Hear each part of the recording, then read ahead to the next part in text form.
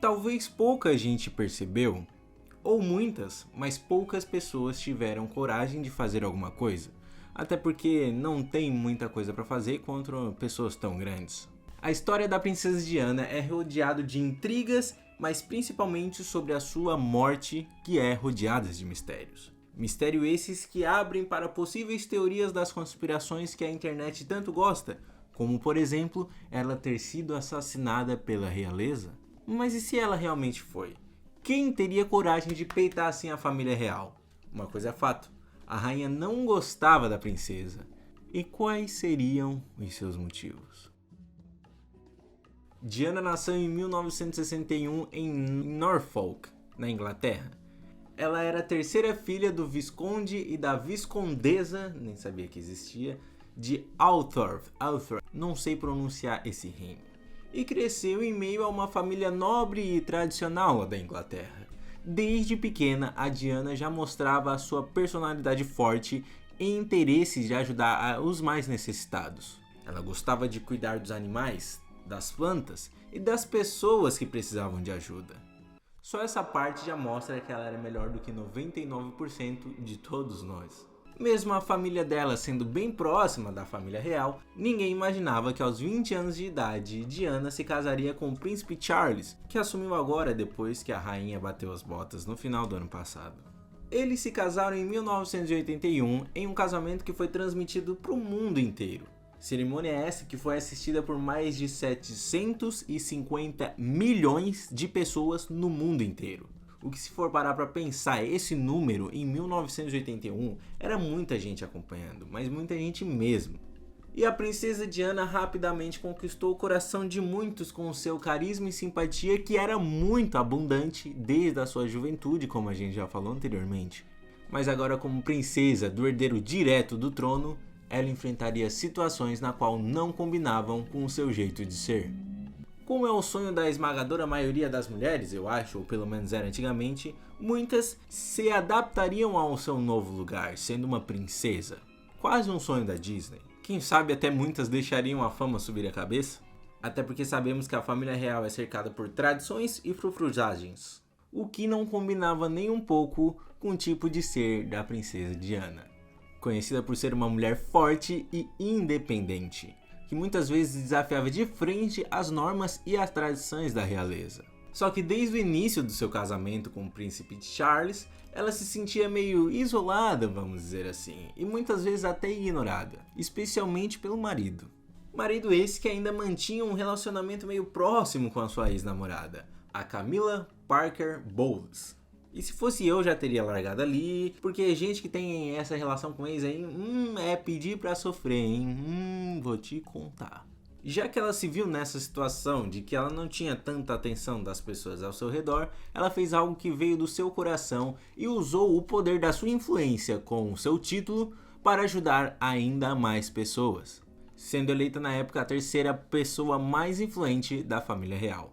Mas o ponto que fez a Diana ficar tão famosa até internacionalmente foi novamente a tecla da sua bondade e honestidade com as pessoas. Tanto que só por isso ela era falada no mundo inteiro, mas no mundo inteiro mesmo. Tanto que por causa dessas características, ela era quase considerada como um anjo aqui na Terra. E eu nem tô exagerando.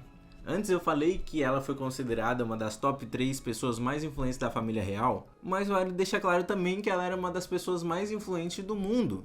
Tipo, a top 3 mais do mundo. Mas no seu casamento, Diana e Charles tiveram 2 filhos. O príncipe William e o príncipe Harry, que foi o que se casou agora há alguns anos com a atriz de Hollywood e abandonou seu posto no trono para viver uma vida normal. Sendo que ele é um príncipe da Inglaterra e nunca vai ter uma vida normal como nós, meros mortais. Em frente às câmeras, o casamento parecia que tinha saído de um conto de fadas, mas internamente era cheio de conflitos e problemas, principalmente com o resto da família, além de traições do príncipe Charles com a sua ex-namorada, que foi confirmada posteriormente. Falei? Não dá. Dessas pessoas tem que ficar longe. E dizem até que a rainha escreveu uma carta pessoalmente dizendo que os dois deveriam se separar, que os dois não combinavam. Então temos que concordar que a rainha não gostava nem um pouco da princesa, até porque ela estava se tornando tão influente quanto a própria rainha. Sendo também que a princesa frequentemente quebrava os protocolos da realeza, abraçando e beijando pessoas em público, algo que não era considerado apropriado para um membro da realeza na época. Sua fraqueza e sua sinceridade também foram pontos que não ajudaram para sua relação com os demais membros da família, já que isso não era algo muito comum entre os membros, principalmente para fora, como em entrevistas e discursos que, quando mesmo casada, ela falava abertamente sobre os seus problemas pessoais, incluindo sua luta contra a bulimia, depressão e a solidão que se sentia em sua posição. Essa abertura e honestidade frequentemente causavam desconforto e constrangimento para a família real, que preferiam manter a sua imagem de sempre, mais formal e distante do público. Mas foi exatamente isso, se tornar acessível para todo mundo, para todas as pessoas, para os meros mortais comuns, que ajudou a aumentar a popularidade de Diana e a se tornar uma das figuras mais amadas do Reino Unido e do mundo. Mas na posição dela, isso também teria um preço. E talvez esse preço foi muito mais caro do que imaginamos. Em 1996 é oficializado o divórcio dos dois. Depois do divórcio, a Diana se adentrou em alguns relacionamentos para a tristeza da rainha, embora nenhum deles tenha durado muito tempo. Diana foi muito franca sobre sua vida amorosa e não teve medo de falar abertamente sobre os seus relacionamentos na mídia, dos relacionamentos que ele teve após o príncipe. Um dos relacionamentos mais notórios foi com o cirurgião paquistanês Hassanat Khan.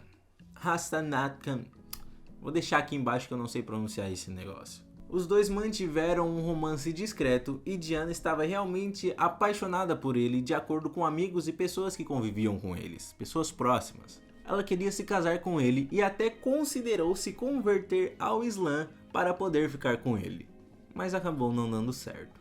A princesa também teve outros relacionamentos no meio desses, como com o empresário britânico Oliver Hora, aqui embaixo também, e com o jogador de polo argentino Dodi Picardo.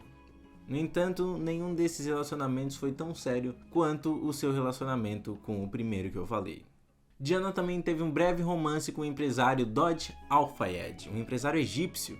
Eles foram vistos juntos em Saint-Tropez, na França, antes de viajarem juntos para Paris, onde sofreriam um acidente.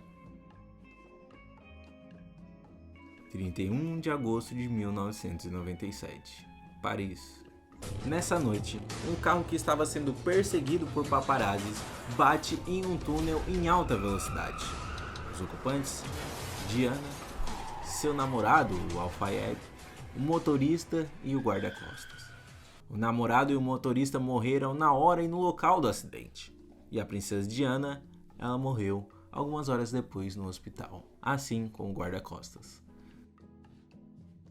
Mas como isso aconteceu?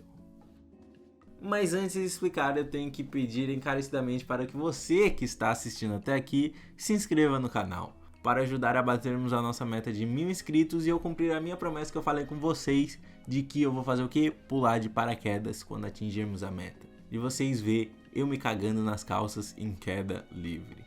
Então já se inscreve aí para continuar assistindo esse vídeo e outros que eu vou estar lançando e também ver o vídeo de eu pulando de paraquedas. Ajuda o negão. Continuando, mas como tudo isso aconteceu? Dodi Al-Fayed e a princesa estavam começando a se relacionar e ele convidou ela para uma viagem para Paris, ficando hospedados em um hotel chique no Ritz Paris, que era uma das propriedades de pai de Fayed. Eles haviam acabado de jantar no restaurante do hotel e estavam planejando voltar para o apartamento de Al-Fayed, que era próximo ao Arco do Triunfo, que tem um nome que eu também não vou saber pronunciar, é muito nome. E por volta da meia-noite, eles entraram em um Mercedes S280 preto, dirigido pelo motorista de Al-Fayed, Henry Paul, que trabalhava no Ritz Paris. O carro deixou o hotel e pouco tempo depois entrou em um túnel da ponte de Alma, e foi aí que tudo aconteceu. Antes de entrar no túnel, os paparazzis viram que dentro da Mercedes estavam a princesa e o Al-Fayed e o seu namorado. E então começaram a ir atrás do carro, a correr atrás do carro. O motorista, a fim de despistar esses ratos, aumentou a velocidade e dentro do túnel perdeu o controle da direção do veículo, colidindo com um dos pilares de sustentação, acarretando na morte de todos. Ou pelo menos é isso que contam. E se isso não foi apenas um acidente? E se tudo isso foi programado intencionalmente? Mas primeiro vamos para a nota oficial da polícia que disse que o motorista estava dirigindo embriagado. Depois do acidente, fizeram um teste de sangue com o motorista e viram que ele estava um pouco acima do limite permitido legalmente, vamos dizer assim. Meio que dizendo que o acidente teria sido uma soma de fatores, de o motorista estar embriagado e os paparazzis correndo atrás deles. Ele tentou despistar esses ratos, mas acabou batendo na 13ª coluna do hotel. Mas vale ressaltar também que o cara não era um motorista qualquer. O cara era praticamente um piloto. Não era, mas ele era um dos melhores motoristas à disposição de uma ex-princesa. E o cara, pra estar nesse cargo, nessa categoria, ele precisa ser muito bom. E acho que não é estar algumas miligramas acima do permitido que vai fazer isso acontecer, com um cara dessa categoria no volante. Até porque ele constantemente fazia muitos e muitos treinamentos e cursos, tudo envolvendo pilotagem para a segurança dos famosos. Tendo curso de como dirigir ferido e em outras diversas suposições na qual ele poderia se envolver estando dirigindo para essas pessoas poderosas. Então, vale ressaltar também que na teoria não era para ele estar dirigindo naquele dia, porque o expediente dele já tinha terminado. Mas a princesa e o namorado pediram para ele os levarem até o hotel, já que ele era o melhor motorista disponível que eles conheciam. A família do motorista até falou que ele não costumava beber muito, então que seria muito difícil ele estar muito bêbado a ponto de bater por causa disso, a ponto de ser só por causa disso. Até pediram um novo exame de sangue para ver a concentração de álcool no sangue novamente, mas nada foi feito. Chamando um pouco de atenção porque talvez o acidente poderia não ter sido culpa dele, mas sim de outras pessoas, como a família real. Vendo o histórico, uma mulher que causou vários danos na imagem da família, vamos dizer assim, separada e que constantemente desafiava a realeza, tendo uma popularidade maior que a família real inteira. E sabendo que essas coisas iriam se repetir, repetir e repetir. A família não gostava nem um pouco e alguns dizem que a Diana estava tendo conflitos internos sobre assuntos muito sérios com a família. E conhecendo a princesa, ela não deixaria de falar todas as coisas que ela sabia e que ela achava errado.